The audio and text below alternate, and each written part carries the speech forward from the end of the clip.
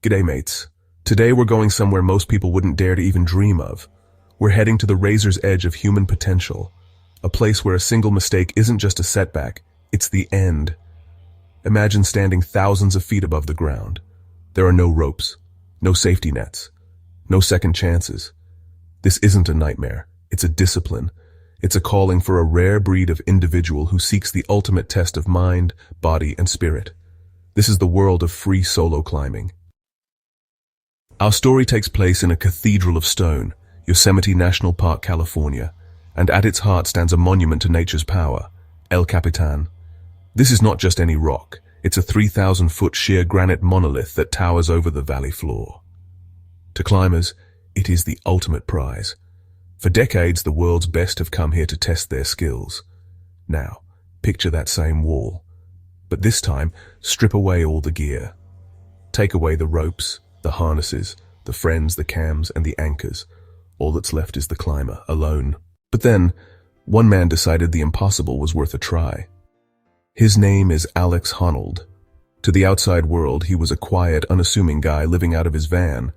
But within the climbing community, he was already a legend. El Capitan became his obsession. It was the moon landing of free soloing, a climb that would forever define his legacy and the sport itself. For nearly a decade, Alex dreamed of this climb. He rehearsed the route endlessly with the safety of ropes, memorizing every single handhold and foothold across 3,000 vertical feet. He knew that to succeed, he couldn't leave a single thing to chance. So what exactly is this madness we call free solo climbing? In the simplest terms, free soloing is climbing a rock face without any ropes, harnesses, or protective gear whatsoever. It's the absolute purest expression of the sport. There's no safety net, no plan B. Every single move you make is a commitment. You either succeed and continue upward, or you fall. It's a discipline defined by its ultimate consequence. To truly understand how radical free soloing is, you need to see where it sits in the world of climbing. Think of climbing as a spectrum of risk. At the far end of this spectrum, you find free soloing. If the physical demands of free soloing are immense, the mental demands are almost beyond comprehension. For most of us, standing on a high ledge triggers a primal, instinctive fear. It's called vertigo. In the lead-up to his El Capitan climb, Alex Honnold underwent an MRI scan. When shown frightening images that would cause a strong reaction in an average person, his brain showed remarkably little response. His amygdala simply didn't fire up in the same way. This mental control is a skill, honed and perfected, just like his physical strength. Through immense preparation and mental rehearsal, they shrink the zone of uncertainty.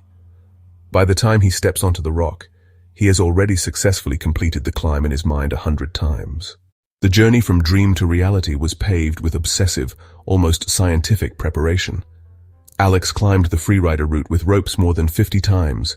With each ascent he was memorizing, cataloging, and refining. His training regimen was fanatical. He trained his body to the absolute peak of physical fitness, focusing on the specific strengths needed for El Cap's unique challenges. His body became a machine, perfectly calibrated for one singular purpose. In the autumn of 2016, he made his first attempt. He started up the wall but bailed after only a few hundred feet. The conditions weren't perfect. He didn't feel right. This decision was perhaps as important as the climb itself. On June 3rd, 2017, that perfect moment arrived. Alex woke in his van in the pre-dawn chill of Yosemite Valley.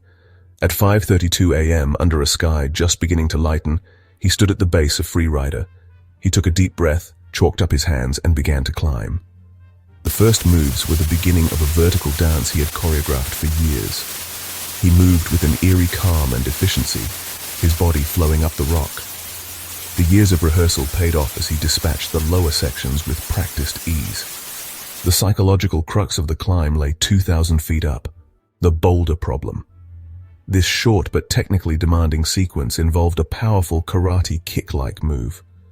As he reached it, the world held its breath, but there was no hesitation. Alex executed the sequence with flawless precision. As Alex pulled himself over the final pitches, the angle of the wall began to ease.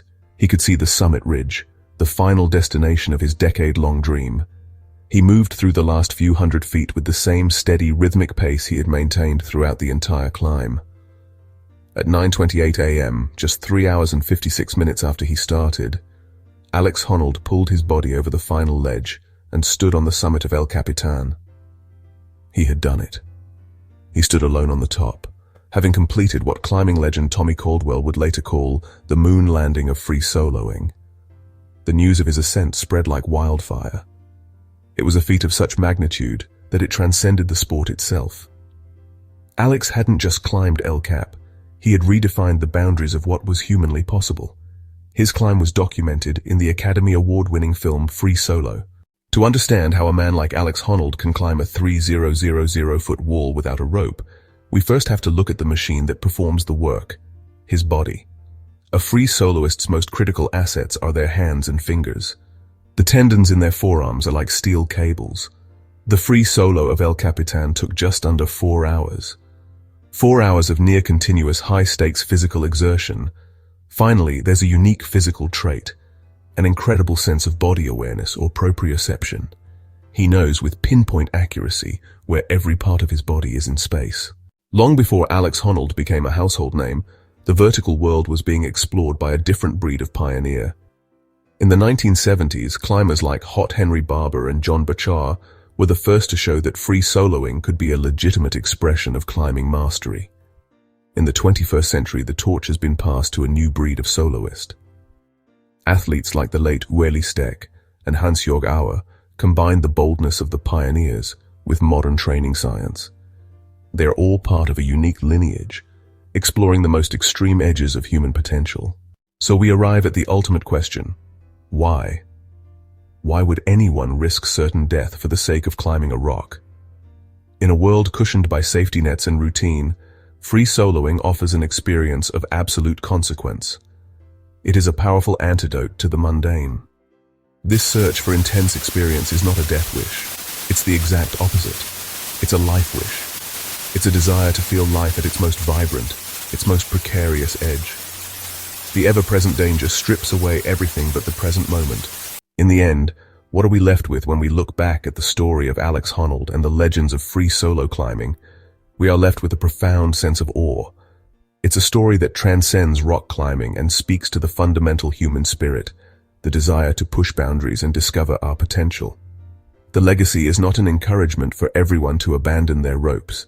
Instead, it's a powerful inspiration to approach our own personal El Capitans with the same rigor and commitment. It shows us that the biggest walls in our lives can be scaled with meticulous planning, relentless practice, and courage. The granite face of El Capitan stands as it has for millennia, indifferent to the stories played out upon its surface. But for a brief moment in history, it became the stage for one of the greatest human achievements of all time, a legacy of pure, unadulterated inspiration.